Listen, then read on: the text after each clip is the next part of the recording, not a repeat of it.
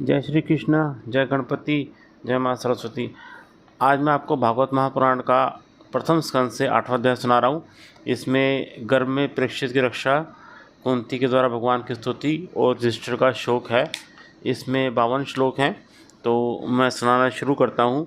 सूत जी कहते हैं कि इसके बाद पांडव श्री कृष्ण के साथ जलांजलि के इच्छुक मरे हुए स्वजनों का तर्पण करने के लिए स्त्रियों को आगे करके गंगा तट पर गए। वहाँ उन सब ने मृत बंधुओं को जल दान दिया और उनके गुणों का स्मरण करके बहुत विलाप किया। तदंतर भगवान के चरण कमलों की धूलि से पवित्र गंगा जल में पुण्य स्नान किया। वहाँ अपने भाइयों के साथ कुरुपति महाराज युधिष्ठिर, धृतराष्ट्र, पुत्र शोक से व्याकुल गांधारी, कुंती, द्रौपदी सब बैठकर मरे हुए स्वजनों के लिए शोक करने लगे। भगवान श्री कृष्ण ने धूम्य आदि मुनियों के साथ उनको सांत्वना दी और समझाया कि संसार के सभी प्राणी काल के अधीन हैं, मौत से किसी को कोई नहीं बचा सकता। इस प्रकार भगवान श्री कृष्ण ने अजातशत्रु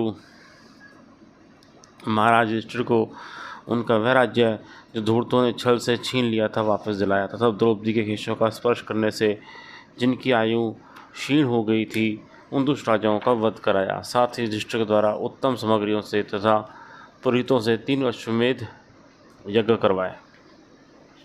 इस प्रकार युधिष्ठिर के पवित्र यश को 100 यज्ञ करने वाले इंद्र के यश की तरह सब ओर फैला दिया।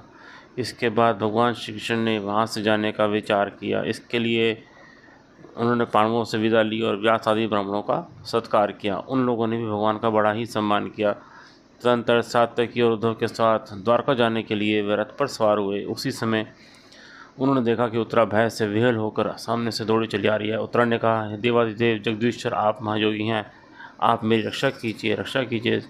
आपके अतिरिक्त इस लोगों को मुझे अभय देने वाला और कोई नहीं है, क्योंकि यहाँ सभी परस्पर एक दूसरे की मृत्यु के निमित्त बन रहे हैं। प्रभु आप सर्वशक्तिमान हैं। यह देखते हुए लोहे का बाण मेरी ओर दौड़ा आ रहा है। स्वामीन, यह मुझे भले ही जला डाले परंतु मेरे गर्भ को नष्ट न करे, ऐसी कृपा कीजिए। सूत जी कहते हैं, भक्तवत्सल भगवान श्री कृष्ण उसकी बात सुनते ही जान गए कि अश्वत्थामा ने पांडवों के वंश को निर्बीज करने के लिए ही ब्रह्मास्त्र का प्रयोग किया है। शौनक जी, उसी समय पांडवों ने देखा कि चलते हुए 5 बाण हमारी ओर आ रहे हैं, इसलिए उन्होंने भी अपने अपने अस्त्र उठा लिए। सर्वशक्तिमान भगवान श्री कृष्ण ने अपने अन्य प्रेम पर शरणागत भक्तों पर बहुत बड़ी विपत्ति आई जानकर अपने निज अस्त्र सुदर्शन चक्र से उन निज जनों की रक्षा की। जोगेश्वर श्री कृष्ण समर्पण के हृदय में विराजमान आत्मा है। उन्होंने उत्तरा के गर्भ को पांडवों की वंश परंपरा चलाने के लिए अपनी माया के कवच से ढक दिया। शौनक जी, यद्यपि ब्रह्मास्त्र अमोघ है और उसके निवारण का कोई उपाय भी नहीं है, फिर भी भगवान श्री कृष्ण के तेज के सामने आकर वह शांत हो गया। यह कोई आश्चर्य की बात नहीं समझनी चाहिए, क्योंकि भगवान तो सर्व आश्चर्य में है। वे ही अपनी निज शक्ति माया से स्वयं अजन्म होकर भी इस संसार की सृष्टि, रक्षा और संहार करते हैं। जब भगवान श्री कृष्ण जाने लगे तब ब्रह्मास्त्र की ज्वाला से मुक्त अपने पुत्रों के और द्रौपदी के साथ सती कुंती ने भगवान श्री कृष्ण को इस प्रकार स्तुति की। कुंती ने कहा, आप समस्त जीवों के बाहर और भीतर एक रस से स्थित हैं और फिर भी इंद्रियों और वृत्तियों से देखे नहीं जाते, क्योंकि आप प्रकृति से परे आदि पुरुष परमेश्वर हैं। मैं आपको नमस्कार करती हूँ। इंद्रियों से जो कुछ जाना जाता है उसकी तह में आप विद्यमान रहते हैं और आप अपनी ही माया के पर्दे से अपने को ढके रहते हैं। मैं अबोध नारी, आप अविनाशी पुरुषोत्तम को भला कैसे जान सकती हूँ। जैसे मूढ़ लोग दूसरा भेष धारण किए हुए नट को प्रत्यक्ष देखकर भी नहीं पहचान सकते, वैसे ही आप दिखते हुए भी नहीं दिखते। आप शुद्ध हृदय वाले, विचारशील, जीवन मुक्त परमहंस के हृदय में अपनी प्रेम में भक्ति का सृजन करने के लिए अवतीर्ण हुए हैं। फिर हम अल्पबुद्धि स्त्रियाँ आपको कैसे पहचान सकती हैं। आप श्री कृष्ण वासुदेव, देवकी नंदन, नंद गोकुल लाडले लाल गोविंद को हमारा बार बार प्रणाम है, जिनकी नाभि से ब्रह्मा का जन्मस्थल कमल प्रकट हुआ है, जो सुंदर कमलों की ही माला धारण करते हैं, जिनके नेत्र कमल के समान विशाल और कोमल हैं, जिनके चरण कमलों में कमल का ही चिन्ह है। हे श्री कृष्ण, ऐसे आपको मेरा बार बार नमस्कार है। ऋषिकेश, जैसे आपने दुष्ट कंस के द्वारा कैद की हुई और चिरकाल शोकग्रस्त द्रौपदी की रक्षा की थी, वैसे ही पुत्र मेरी आपने बार बार प्रवृत्तियों से रक्षा की है। आप ही हमारे स्वामी हैं। आप सर्वशक्तिमान श्री कृष्ण, कहाँ तक गिनाऊँ। विष से,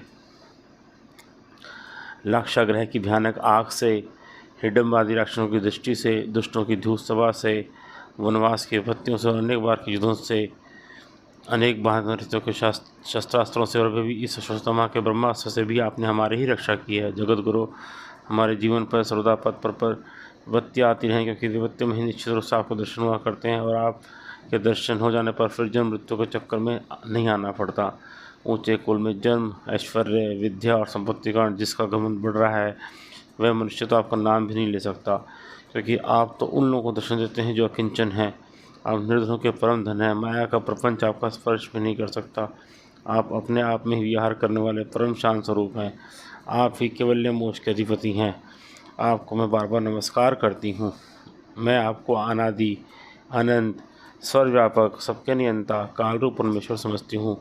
संसार के समस्त पदार्थ और प्राणी आपस में टकराकर विषमता के कारण परस्पर विरुद्ध हो रहे हैं, परंतु आप सब में समान रूप से विचर रहे हैं। भगवान, आप जब मनुष्यों की सी लीला करते हैं तब आप क्या करना चाहते हैं, यह कोई नहीं जानता। आपका कभी कोई ना प्रिय है और ना प्रिय।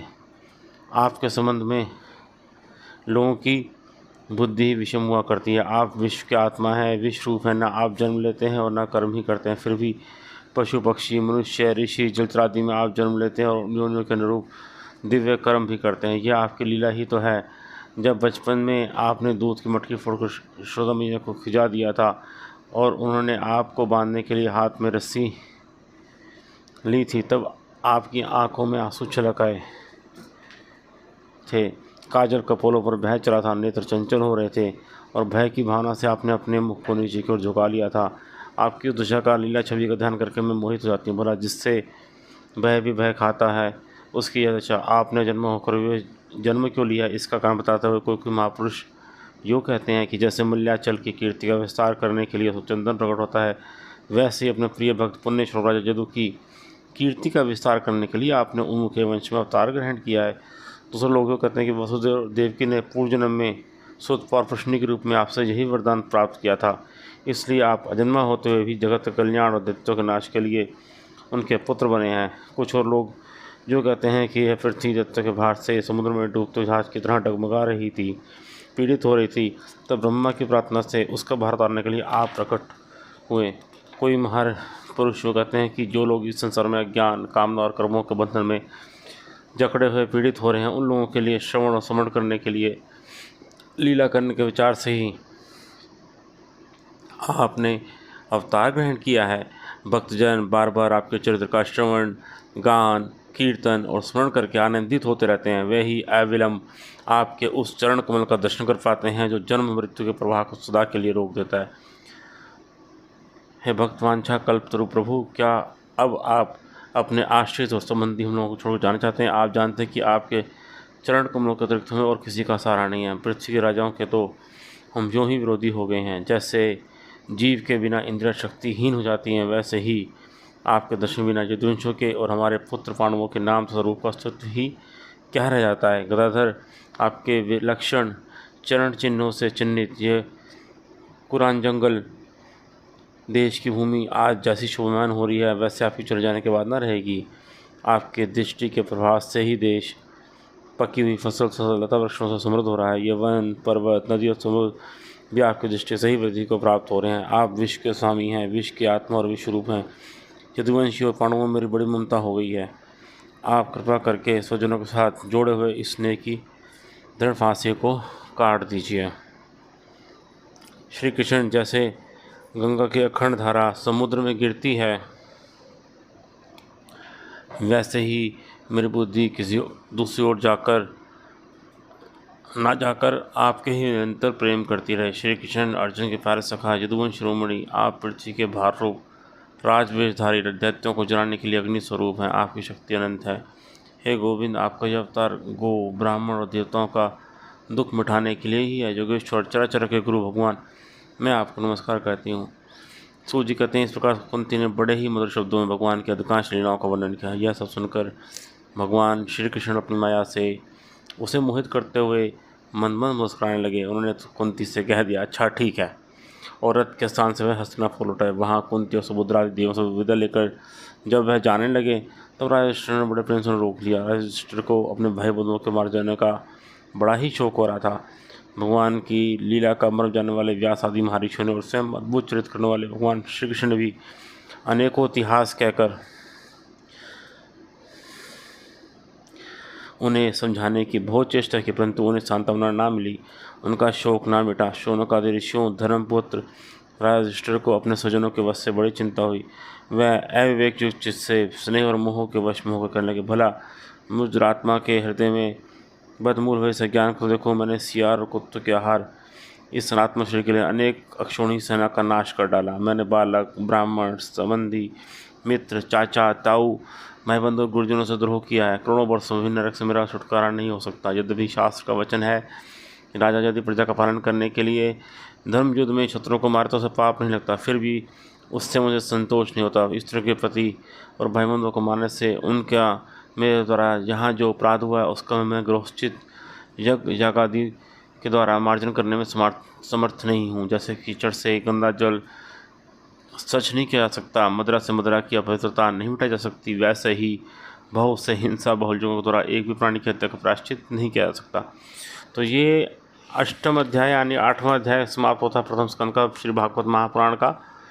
हम भागवत महापुराण बना रहे हैं, रामायण बता रहे हैं हिंदी में। रामायण जनरली रामचरितमानस जो होती है वो दोहों में है, श्रावण मंत्रों के रूप में होती है, जिसका अर्थ ज़्यादातर लोगों को पता नहीं होता, तो हम हिंदी में बता रहे हैं। महाभारत भी बना रहे हैं जो हिंदी में आपका अध्याय के पढ़ के साथ।